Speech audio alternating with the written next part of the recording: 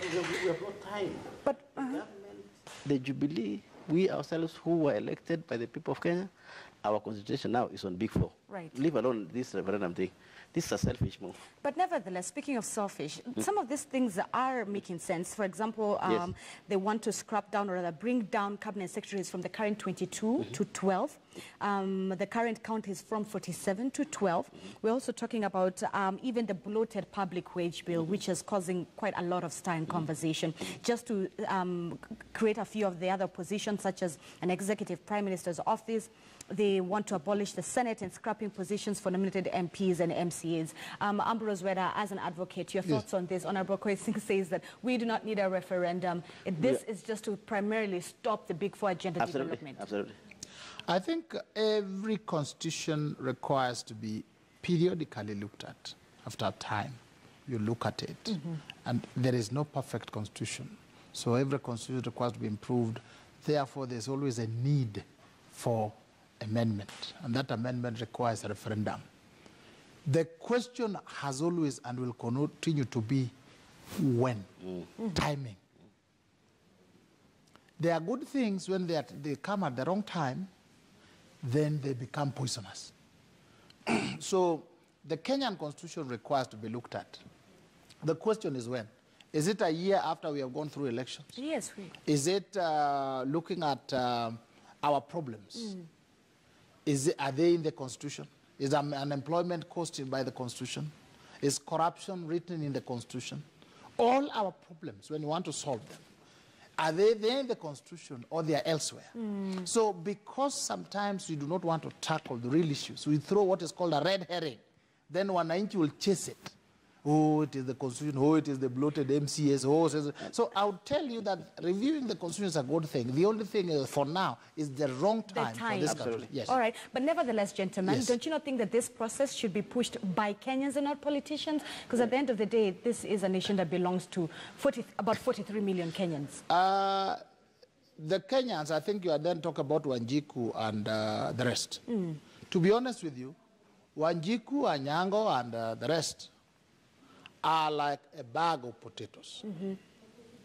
You carry them in your back, where you drop them, they take. You leave them there. Where Mheshimiwa here, they carry them and they drop them.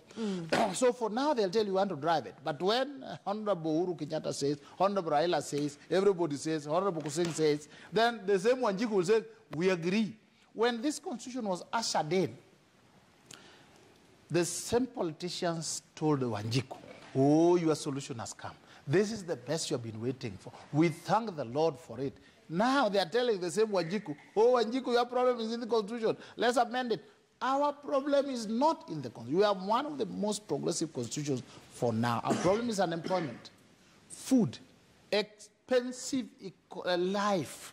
These are resolved through management. They should be telling government, how are we going to deal with corruption? Right. How are we going to make food affordable and available? Those are the things, and those are the agenda for and others that we need to build, not a referendum. So for you, it's not even a matter of a referendum. For you, it's more of the question, the timing. Yes, of this the timing. referendum. It is too early, too wrong. All right. We are hungry. Kenyans are hungry. They are paying 100 and something shilling for paraffin. There is no maize. There is no food. So that's a fellow that you can go and give 10 shillings, and then you cheat him that for you to get enough food, please accept this constitution, because that's where your problem lies. And that's the wrong way of looking at it. All right, let me rope in Honorable Kembe. Honorable Kembe, perhaps if you, so far, Ekuru Court, the leader of Third Way Alliance, has collected about 519,000 signatures. He needs about 1 million before he can go present this to the IEBC. Besides collection of signatures from Kenyans, what else qualifies for us to go for a referendum? Perhaps Parliament? Could you take us through that process?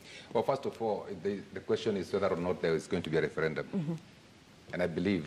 Or despite the fact that Honorable Kwesing says there will not be a referendum. My very good friend, Honorable Kwesing, I think the K is silent, right? You don't know that? Yeah. The K is silent.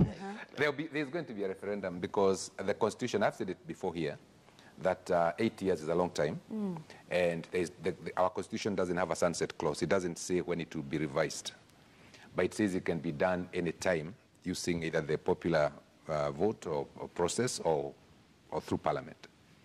And let us admit it. One may say that Agenda 4 and everything else is what is urgent at the moment. But one of the reasons we may not achieve Agenda 4 is because of that constitution. Right. Because all of us know very well that the constitution, the way it is framed currently, it's very, very expensive. I've said it. I said it here on last Thursday. Because there are so many issues in this constitution that need to be looked at. And the time is now. The time is now, before we go to the next elections, so that we can agree this 20% we kept talking about, what is it? Is it there? And that is why I said last Thursday that maybe it's time we have another committee of experts or people who can sit together and look at what needs to be done on this constitution so that we are able to achieve what it is that we want to achieve. It's a healthy debate. The fact that people are talking about the possibility or otherwise of a referendum is, in my view, a very healthy debate, and this is what we should be having. There is no point of chest thumping that there is going to be or there is not going to be a constitution. Right. So because if the people, if Dr. Aukot gets a million signatures, for instance, then he can have that popular process of the constitution. But then he has to give us a bill. He has to tell us what it is that we want to amend. Remember that people are just saying that we need a referendum, but none of them is saying exactly what needs to be done. And that is why people have to sit down and people have to start looking at the constitution and seeing what it is that needs to be done and not to be done. I've had some people saying that Senate should be abolished, for instance. Yes. That is the weakest argument I've had. I've been a senator. And I know that if devolution is going to go on, then Senate has to be there. People need to understand this. And they need to be told clearly that Senate, as long as devolution is there, Senate is there to stay.